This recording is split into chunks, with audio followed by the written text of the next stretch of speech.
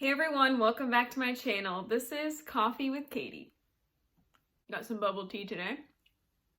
Alright, so I have to do a little bit of pre-filming today, so there's probably going to be a few videos in the same makeup and outfit because I've been a little behind due to having to be a puppy mom and doing that pretty much full time for the last couple of weeks. So I just need to catch up on all of the videos I've been meaning to film. So I apologize in advance for this very bland sweater. My makeup's pretty cool. It's called Hot Spiced Cider. And this lipstick is called Mrs. Norris, which is hilarious to me. This sweater is like the comfiest thing I think I've ever worn. I got it from Kohl's and I love it. So sorry, not sorry. So today's video is going to be my November 2021 TBR. So let's just get into it. So the first book that I want to read in November is The Prison Healer by Lynette Noni. I mentioned this in my end of the year book tag, but one of you guys had commented saying you thought I was really going to enjoy this because you think we have similar reading tastes. And I've been wanting to read it anyway, and I just thought this would be a good one to add to this month's TBR. And I'm excited to get to this. This is the Fairy Loot edition. Pretty much all I know about this book is that the main character is working as a healer in a death prison. And then the queen, or someone, it's the queen, but obviously not the queen, it's like a rebel queen, comes into the prison and she has to survive these trials and she's dying. And basically she gets a mysterious note saying, don't let her die, we're coming. And she has to compete in these elemental trials for the queen and trying to keep her alive, but you don't really know why. I'm assuming it's a rebellion against these terrible people that are running this death prison. That's pretty much all I know about it. It sounds amazing. I love elemental magic and I love competitions with elemental magic and like gladiator type arenas where they're using elemental magic or magic in general, or like assassins competing against each other, you know, Hunger Games type stuff, but more so competition.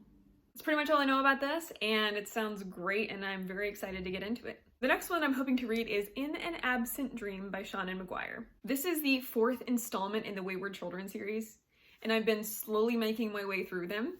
They're very small. It doesn't take that long to get through them, and if you listen to the audiobook, they're like 4 hours long, so you can get them done in like a day. So these are always nice to tack on to your TBRs, especially when you want to continue the series. And I've really liked the series so far, some of them more than others.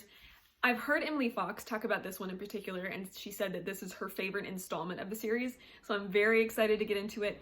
This, if you don't know what the Wayward Children series is, basically the series is revolving around this home for wayward children, and this home is for children to come to after they've gone to a portal world, so think like Narnia.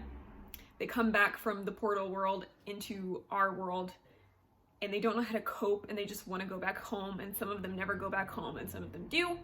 And so they find themselves for the Home for Wayward Children. This is following Lundy, who was in the first book, and this is following her story in her world, which sounds super fun. I think it's the Goblin Market, or it's fairies, something like that, and this is a more logic or reason type world, which is definitely up my alley, so excited to get to this. The next book I want to read, I'm so excited for this because this came out today and I have been looking forward to this all year, and that is Gilded by Marissa Meyer. If you don't know, Marissa Meyer is one of my favorite authors.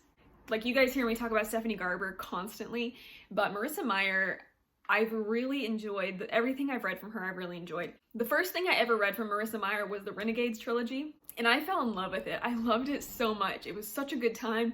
And from there, I read the Lunar Chronicles, also really enjoyed that. I also read Heartless in between, I believe.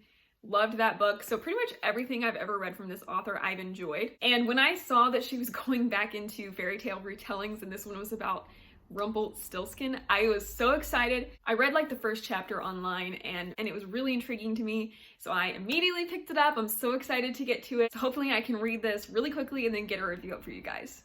And like I said, this is a Rumpelstiltskin retelling, and it kind of revolves around the Wild Hunt and the Earl King folklore. And so she kind of, I believe she gets kidnapped by the Wild Hunt and taken to the Earl King's castle. I believe obviously she's going to be doing something with the spinning and the gold, but it talks about her going to a world where like ghosts and ghouls and dark things are, and it's very grim and dark, and it sounds different than something Marissa Meyer has written in the past, so I'm very excited to see where she takes it. Another one that I'm hoping to get through as long as it comes out in time on my Libby app is The Last Wish by Adrian Tchaikovsky. This is the first installment in the Witcher series, and this is the first short stories portion.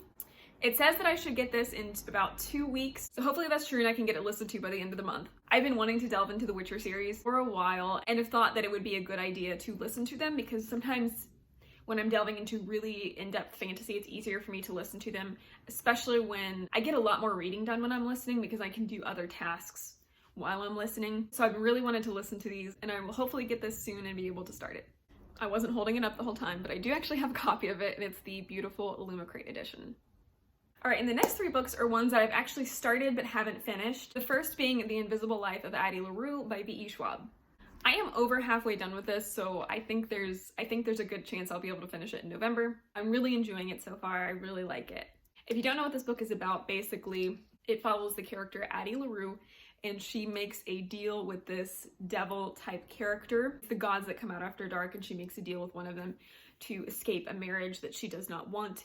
And she doesn't realize that when she makes this deal that she is now doomed to and cursed to be forgotten by everyone she meets until one day someone remembers her. So like I said, I'm really loving what I've read so far and hoping to finish it. The next one that I started and haven't finished yet is The Shadow of the Gods by John Gwynne. I've mentioned this multiple times, but this is one of those books that I just like put down for no reason. I was really enjoying it, just put it down, lost track of the month, didn't get it read. So I'm not very far into it. I've read like this much of it, so again, not that far into it, but did really enjoy what I read, so I would like to continue this and finish this out. I haven't read enough about this to be able to tell you completely what it's about, but it follows three different perspectives, and it kind of, from what I've read so far, is building to like a war or a mystical force that's going to be terrorizing the world, and kind of the shadow of the gods, so these gods coming back and causing chaos. And this is book 1 in the Bloodsworn series, and one of the characters is trying to become or is becoming a Bloodsworn. And so I haven't learned enough about that to be able to tell you, but I, again, have really loved what I've read so far, and I'm very curious to see how the story is going to go. This next one I started like the last couple days of October, and hoping to finish it out this month, is Little Thieves by Margaret Owen. I'm a little over 160 pages in. It's interesting so far, but I'm not really sure where it's going to go. And this is my first Margaret Owen book, even though I do own The Merciful Crow. So Little Thieves is a retelling of the fairy tale of the Goose Girl, and basically it's following the main character, Vanja, and she is the adopted daughter of Fortune and Death, the gods of Fortune and Death.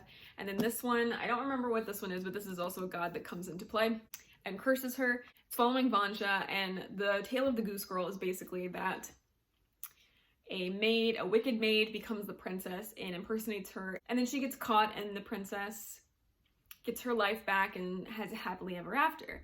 But this is a different tale. This is a different twist on the tale, and the maid and thief gets caught, and this is her story of getting caught. So this is basically the wicked maid side of the story.